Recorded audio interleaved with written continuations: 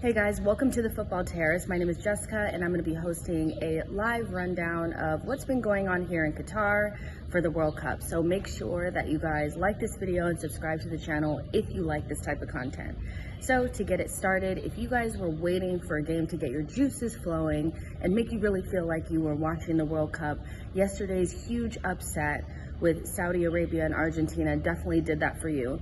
Saudi Arabia beat Argentina 2-1. in a game that was, you just couldn't take your eyes off of it. Argentina are heavy favorites in this competition, and Saudi Arabia was able to beat them and snap their 36-game unbeaten streak. There was about 7 offsides for Argentina in that game, which kind of tells the story of the game.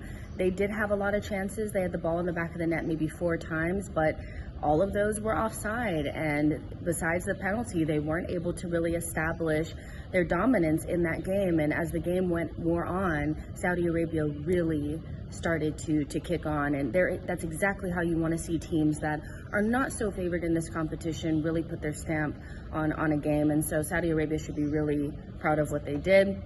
It was definitely the game that made me feel like I was at the World Cup. And so, yeah, let me know in the comment section if for you this is the biggest upset in World Cup history.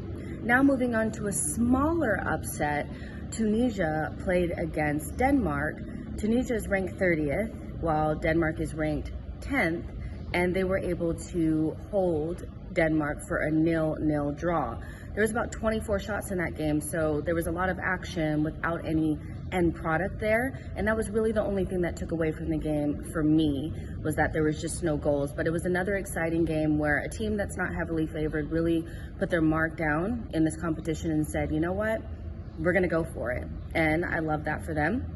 Denmark for me is a team that I thought would do really well in this tournament, and watching them yesterday, I have to say that I don't feel as confident in that. I'm not sure if the team that we saw in the Euros is the team that we're seeing today. So you guys let me know what you think about that in the comment section as well. Now moving on to another big team, France swept aside Australia in a 4-1 win, and it was pretty much what you expected. France showing dazzling skill and talent up top, with maybe just one mistake at the back, and Australia were able to get the goal first. And during that goal, Hernandez got hurt, and his World Cup is over. He is another player that has sustained an injury that is going to leave him out of the World Cup for the rest of the tournament, and so we wish him, a speedy recovery. Nevertheless, France probably really happy with the performance that they had. A lot of really great goals there, and Giroud scored 2 goals in that game to match Thierry Henry's record for France for 51 all-time goals for France. So he is now tied with Thierry Henry, and I back him to break that record. Giroud is pretty underrated, I feel like, in world football. And so what I want to know from you guys is, where does Giroud rank in terms of the best strikers?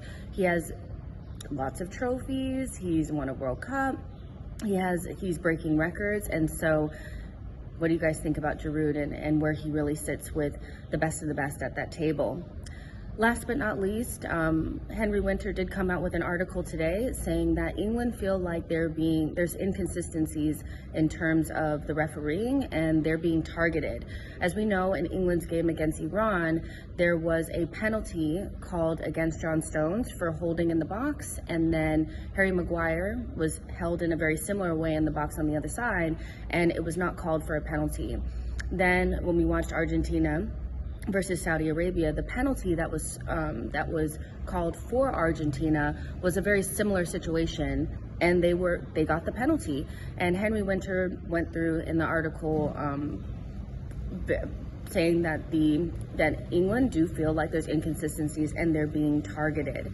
Now we know that with this game, that when you have humans running the game, there's always human error and human inconsistencies. And so is this something that England should be looking at as some sort of targeted approach from the referees, or is it just how the cookie crumbles? Let me know in the comment section what you guys think about that.